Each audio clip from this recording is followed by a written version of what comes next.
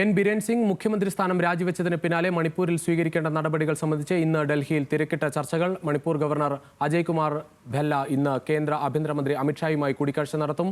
സംസ്ഥാനത്ത് രാഷ്ട്രപതി ഭരണം ഏർപ്പെടുത്തും എന്ന അഭ്യൂഹങ്ങൾക്കിടെയാണ് കൂടിക്കാഴ്ച. വിവരങ്ങളുമായി ഡൽഹിയിൽ നിന്ന് ശരത് ലാൽ ചേരുകയാണ്. ശരത്ത്, ഏറെ നാളായി മണിപ്പൂർ ഇന്ത്യയിൽ വലിയ കണ്ണീരായി മാറിയ ഒരു സാഹചര്യമാണ്. അതിന് ഏറ്റവും വലിയ കാരണക്കാരനായി പറയുന്ന ഒരാൾ കൂടിയാണ് മുഖ്യമന്ത്രി ബിരേൻ സിംഗ്. കാരണം ആ പ്രശ്നങ്ങൾ, കുക്കിയും മെയ്തയുമായുള്ള പ്രശ്നങ്ങളൊന്നും പരിഹരിക്കാൻ മുഖ്യമന്ത്രിക്ക് സാധിച്ചിരുന്നുമില്ല. എന്തായാലും ഒടുവിൽ ഒരുപാട് വിമർശനങ്ങൾക്ക് ശേഷം ബിരേൻ സിംഗിന് രാജിവെച്ച് മാറേണ്ടി വരുന്നു. ഇനി ഉള്ള കാര്യം മണിപ്പൂർ ആര് ഭരിക്കും? മണിപ്പൂരിൽ രാഷ്ട്രപതി ഭരണം വേണമെന്നാണ് കുക്കി സംഘടനകളുടെ ഏകകണ്ഠമായുള്ള ആവശ്യം. ഈ ആവശ്യമാണ് പരിഗണിക്കപ്പെടുമോ എന്നാണ് നമുക്ക് പറയേണ്ടത്.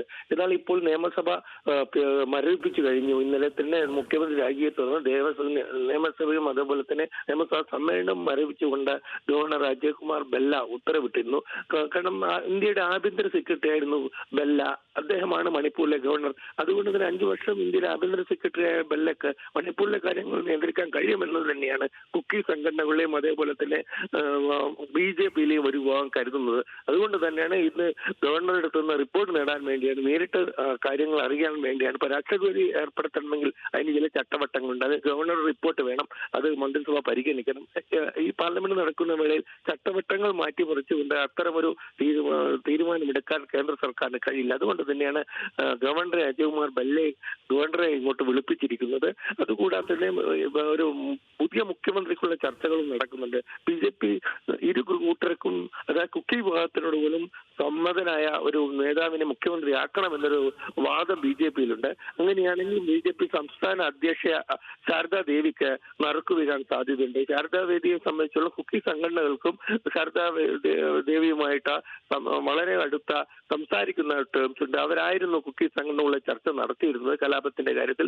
അതുപോലെ തന്നെ 46 BJP MLA-മാരിൽ 20 പേർ മാത്രമാണ് ബിരേൻ സിംഗിന്റെ കൂടെ നിൽക്കുന്നത്. ബാക്കിയുള്ള മുഴുവൻ പേരും ബിരേൻ സിംഗ് പുറത്തു പോകണമെന്ന ആവശ്യമാണ്. ഇതുകൂടിയാണ് ബിരേൻ സിംഗ് പുറത്തു പോകാനുള്ള കാരണം.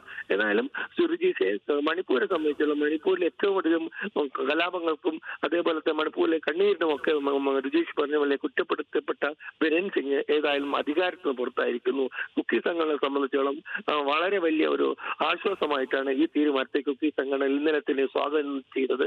ഇനി രാഷ്ട്രപതി ഭരണം വേണമോ അല്ലെങ്കിൽ BJP അടുത്ത മുഖ്യമന്ത്രിയായി ശാരദാ ദേവിയോ അല്ലെങ്കിൽ സ്പീക്കർ സ്ഥാനത്ത് നിലവിലുള്ള സ്പീക്കറെയോ നിയമിക്കുമെന്ന് തന്നെയാണ് ഇപ്പോൾ ലഭിക്കുന്ന വിവരം. കുക്കി സംഘങ്ങളുടെ ആവശ്യം രാഷ്ട്രപതി ഭരണമാണ്.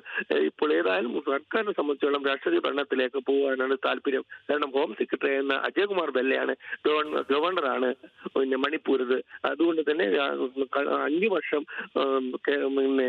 ആഭ്യന്തരമന്ത്രി അമിത്ഷായുമായിട്ട് വളരെ അടുത്ത ബന്ധമെടുത്തുന്ന ഹോം സെക്രട്ടറി ആയിരുന്നു. അദ്ദേഹത്തെ 2024-ലാണ് റിട്ടയർമെന്റിന് ശേഷം അദ്ദേഹത്തെ മണിപ്പൂർ ഗവർണറാക്കിയിരിക്കുന്നത്.